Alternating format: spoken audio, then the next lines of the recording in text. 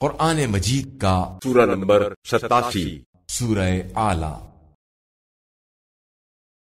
شروع کرتا ہوں اللہ کے نام سے جو بڑا مہربان نہایت رحم والا ہے۔ اے نبی صلی اللہ علیہ وآلہ وسلم، اپنے بلند و برتر پروردگار کے نام کی تسبیح کیجیے، جس نے ہر چیز کو پیدا کیا، پھر درست کیا، تناسب قائم کیا، جس نے تقدیر مقرر کی، ہر چیز کا اندازہ مقرر کیا اور سیدھی راہ دکھائی۔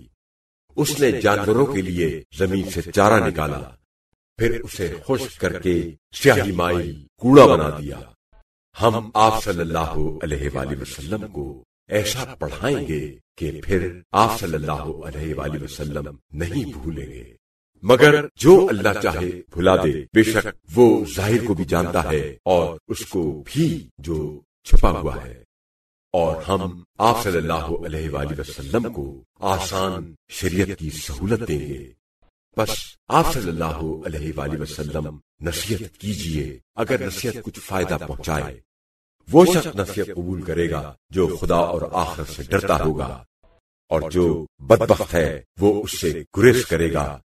جو بڑی آگ میں داخل ہوگا، پھر وہ اس میں نہ مرے گا نہ جیے گا۔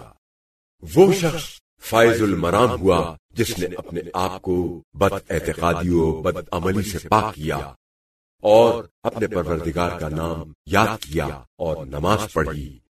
مگر تم لوگ دنیا کی زندگی کو آخرت پر ترجیح دیتے ہو، حالانکہ آخرت بہتر ہے اور پائیدار ہے۔ یقیناً یہ بات پہلے صحیفوں میں بھی ہے، یعنی ابراہیم اور موسیٰ کے صحیفوں میں۔